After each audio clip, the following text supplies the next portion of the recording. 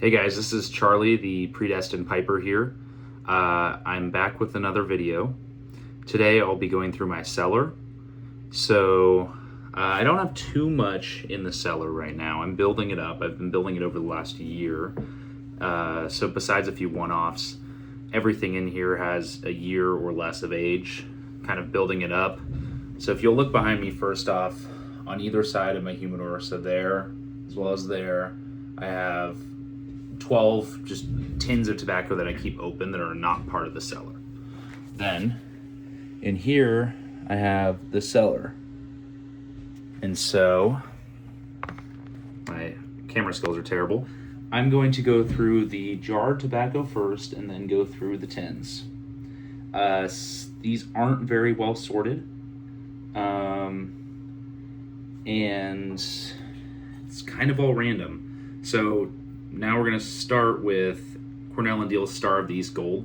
This is a great English blend. This is one of the first ones that I actually learned that I enjoyed English blends on. I have a few tins of Savinelli Brunello Flake.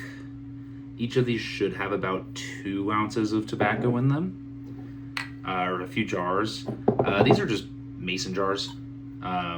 Some of them have 2 ounces, some of them are packed a little tighter, some of them a little less. Like this one of Brunello Flake is far less than this one, but I think this one's packed even tighter. So I try and keep a smaller amount in each tin, knowing that I'm not going through it as much. Then we have Seattle Pipe Club's Plum Pudding from 2024.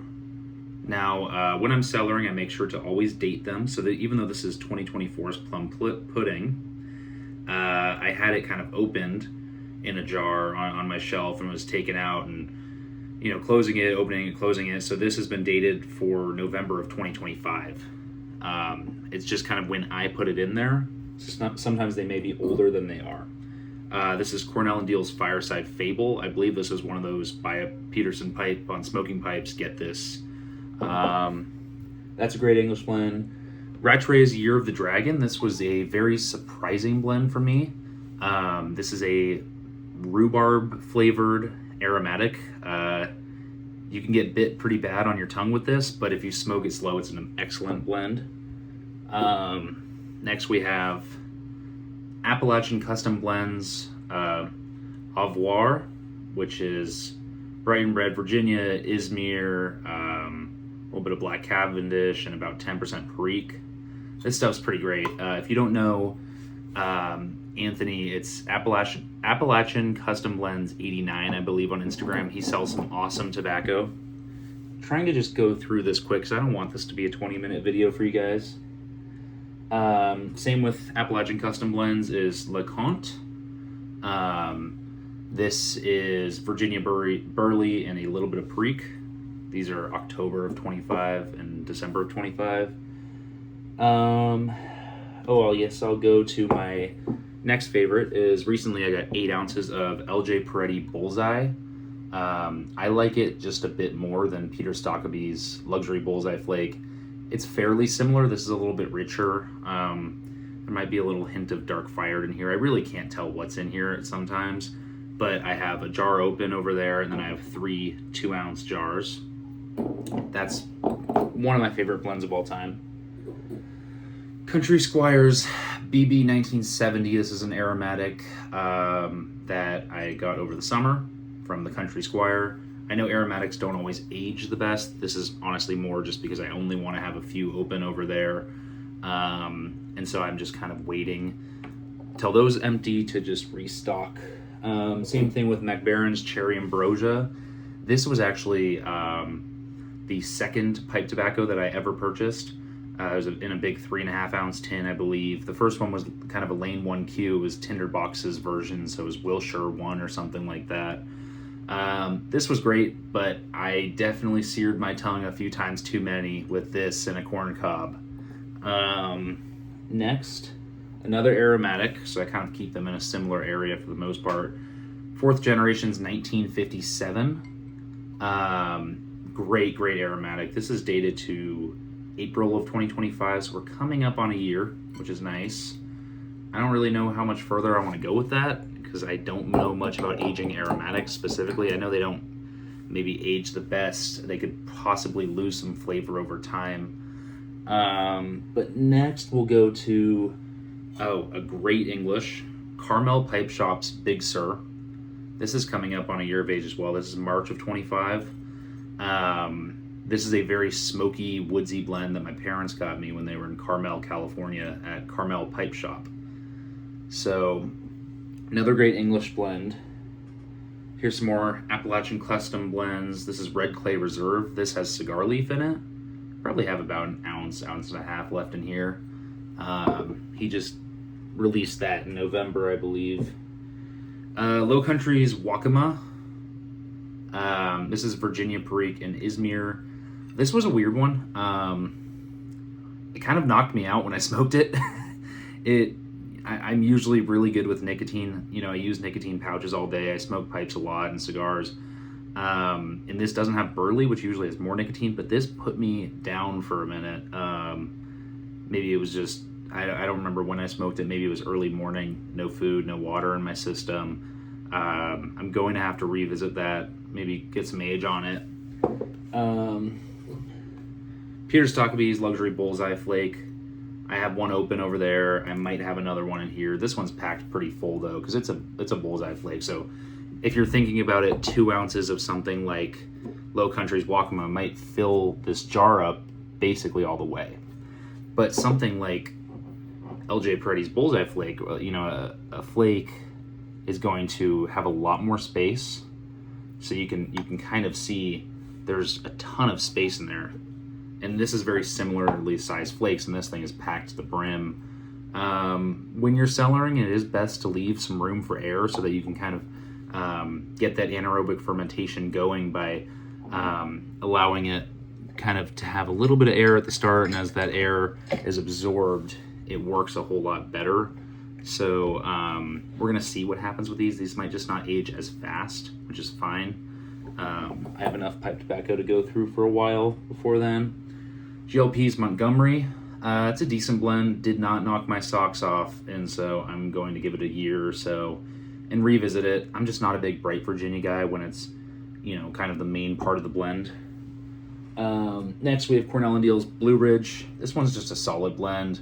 A little too much Black Cavendish for me, but really solid. It's pretty underrated.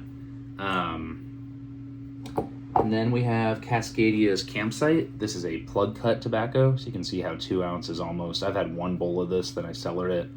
So almost 2 ounces of plug looks very different than 2 ounces of just ribbon cut.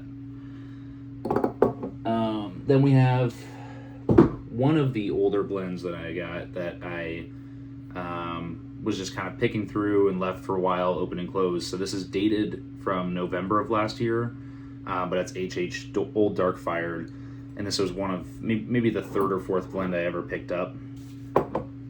And then we have Cornell & Deal's Derringer. This is not just simple Derringer though. This was aged for 4 months in a charred oak barrel back there with Traveler's Whiskey, or I think it's a bourbon. And this is dated to February of 25. So it has a little bit of a whiskey flavor, which is really nice. I'm really excited to open this up, but I want to give it a lot more time to age. So I should have probably broken that up. GLP's Ellipses Flake. This is one of my all-time favorites as well. This is dated to August of 25. So there's a good example. I know it's hard to see with kind of the quilted mason jar, but there's a good example of what a flake looks like, a broken flake in a jar. Definitely some more room. Then we have Cornell & Deal's Dawn. This was a limited release. So we're making our way. I think we're about halfway there. This is a lot of tobacco. Before we get through the rest of it, I want to reiterate something that I've said in previous videos, and that is, although I have a wide array right now of different pipe tobaccos, of different, makers, different components in them, it seems like it's all over the place. That's because it took a while for me to understand what I truly enjoyed and what I wanted to be cellaring, and now I'm cellaring things deep, like Ellipses Flake. I'll buy more of this, cellar it deep. right? But something like Campsite, which I don't prefer, I'll probably never buy this again, unless I put age on it and like it. Something like LJ Peretti Bullseye, I bought 8 ounces of it because I want to cellar it deep, right? Another something like, let's see, what do we have here? I don't know. Brunello Flake is one that I cellar deep, right? So I have 3 or 4 of those. But something like Blue Ridge, I don't care too much. It's always kind of available. I'm just keeping it in the cellar for now. So it really depends. It's a wide array, but over time it will narrow down to my top. So things like Sun Bear, I'll be stacking up on Virginia Jazz, Ellipses, LJ Peretti's Bullseye, stuff like that. Brunello Flake, maybe some Plum Pudding. So yeah, you know, it's crazy right now. And some of these I have to kind of re-put their logos or kind of write down. When you stack these tins on one another, it doesn't work too well. So I'm trying not to do that. But this is Cornell and Deal's Dusk. So I have Dawn and Dusk. And those are kind of the 2 pairs. So you have the more dark-fired one and the more, you know, the 25-year-old Virginias. Next, we have some more Star of These Gold, which is what I started with over here. So those are 2 Latakia-based English blends. Then we have Davis & Sons Old Brunswick. So that's a local pipe shop to me. This is an aromatic. This is one of the ones I started out with. It's really solid. It's kind of one of those ones you give to a friend to try. It's very reminiscent of Lane 1Q, but definitely not Lane 1Q, just in a similar flavor profile. So, like I said, who knows if aromatics are going to age well. I'm not holding on to them for age. I'm just holding on to them because I don't want 20 aromatics open at the same time. I just want a few, work through them, and we'll see what happens. This has also given me a great opportunity to sort through my tobacco and remember what I have. Another Latakia-based kind of English blend is Presbyterian Mixture. I have one open over there. I have at least one, I think, maybe another one. And that is a great blend. I like it. I liked it for the name originally because I am a Presbyterian. But that has evolved to it being a great, just kind of all-day English. If you see me moving around a lot, I'm kind of just sorting my tobacco as we're talking. Because it doesn't hurt to do that. My cellar before this video has been, you know, an English here, an aromatic here, dark fired over this and that, and so it's a whole mess. But if I can keep it a little more organized, that would be nice. Now we have Peter Stockaby's Twist Flake. This is about 2 to 3 ounces. It's a good Virginian blend. Really nice flakes, a little coconutty, vanilla kind of flavor. Next, we have Cornell & Deal's Blockade Runner. I don't have a whole lot in here. Some of these have Boveda packs in here. I don't know what's going to happen over time with those. I wouldn't recommend doing it. If you put them in mason jars and make sure that seal is tight, there's no reason to have a Boveda pack. But when I started, I came from cigars and I was like, oh, everything needs a Boveda pack, and some of these I've just left in here. So we'll see what happens. Next, we have Cornell & Deal's We Three Kings. This was my most disappointing blend, I think, of 2025. It's not terrible. It just was talked about a ton. Really overhyped, and I liked the idea of having kind of like an epiphany blend, something to smoke on epiphany, and I just don't like it that much. It didn't knock my socks off, and it was really hot. It smoked hot. It just tasted like smoke, not like tobacco. All right, next, what do we got? We're moving to the big jars. I started in the big jars and moved to the little jars. This is probably 3 to 4 ounces of Cornell & Deal's Pegasus, dated to September of 25. So I'm not a Burley guy. This might be one of my very few, if not only Burley-based blends in here. Then we have Peterson Early Morning Pipe. This is a lot like Presbyterian Mixture, a lot like Squadron Leader. It's a good all-day smoke. You can't go wrong with Early Morning Pipe. Then we have the kind of stronger, stouter brother to early morning pipe, and that is Nightcap. It's another good English blend. This was my first English blend I ever tried. So my dad picked up a tin of that for me, and I really enjoyed it, so I got another tin, and so smoked about half of the first tin, bought the other tin, threw them in the same jar, so that's probably a little under 3 ounces. Some more English. We have, let's see, 2 jars full. These are 4 ounces each of LJ Peretti's British. It's a great blend. Another kind of one of those lighter all-day English blends, which are my preferred English blends. I'm not a lot of Kia guy, and so when I do smoke an English blend, maybe once every 20 pipefuls, or in the winter, really every 10, I want something a little lighter. Even Nightcap might be a little too strong for me. So yeah. Then I have, I believe these are both Englishes. I know one is. I know Esoterica Margate is an English blend. That's a great one. So I'll be holding on to that for a while. And then I think Commonwealth, Samuel Galbraith Commonwealth is also in English. So we have 4 jars left. And one of those is Presbyterian Mixture again. Good to know I have enough of that to last a while. That was one of those ones that every time I ordered off Smoking Pipes, I just add a tin of that, add a tin of that. Next is Cornell & Deal's Belmont Station. This was a really surprising blend to me, and I don't have all of the info on what's in it. I know there's a little bit of Dark Fire, some Virginia, some Cavendish, and it's an aromatic. It's not intensely an aromatic. I picked this up 2 weeks ago, and the only reason it's in my cellar right now is I just have enough aromatics open, and so as soon as one of those is emptied, this will probably come up next. It's a great blend. I highly recommend trying it. I don't hear any talk of it. So the last 2 then are, I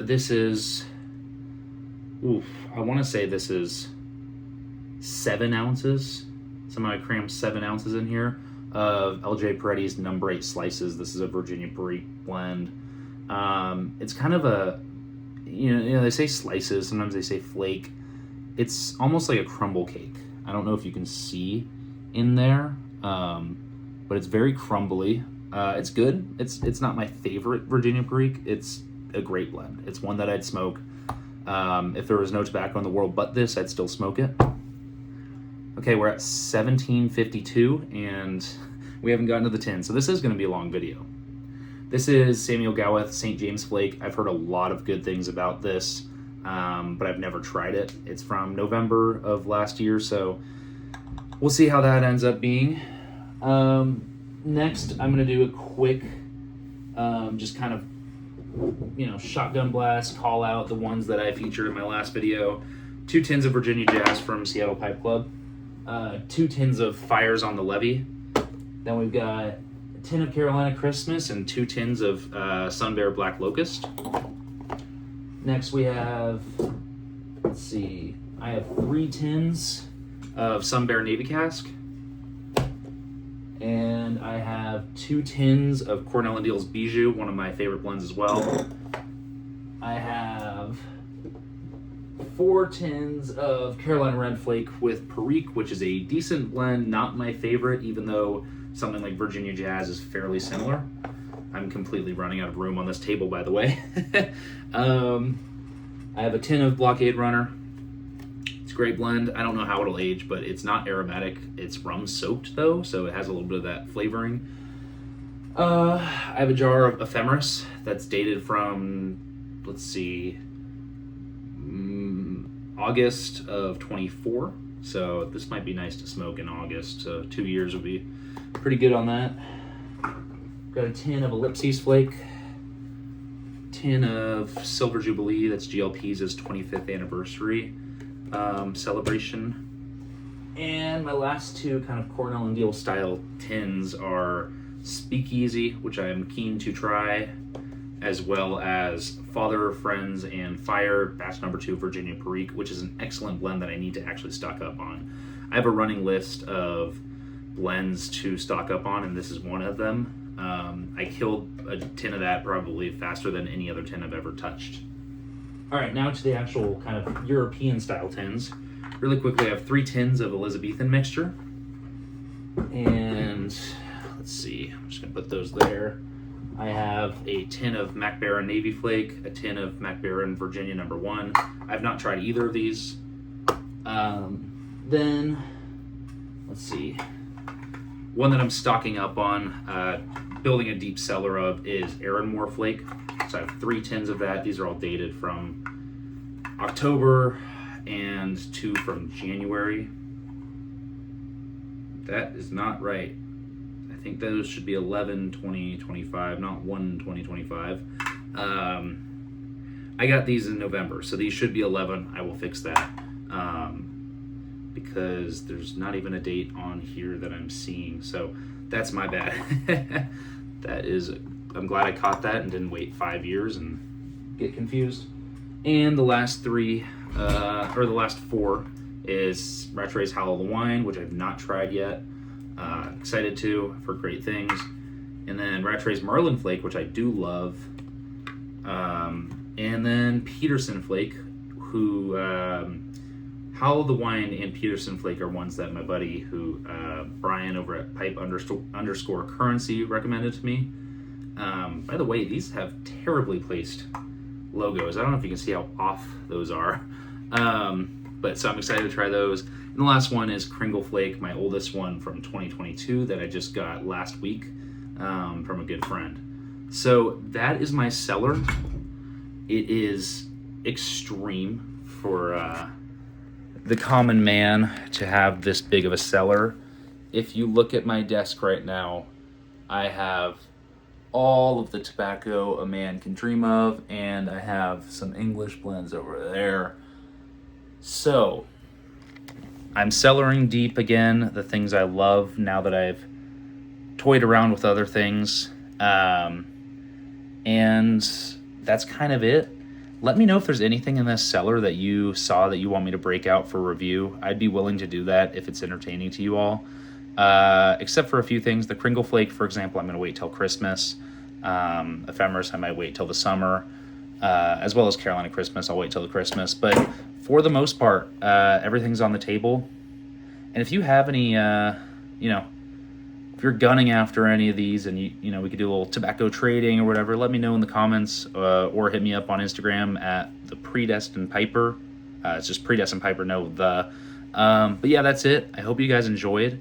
It's extreme, and there will be a lot more the next time I do this. So with that, I hope you guys have a wonderful night, and God bless.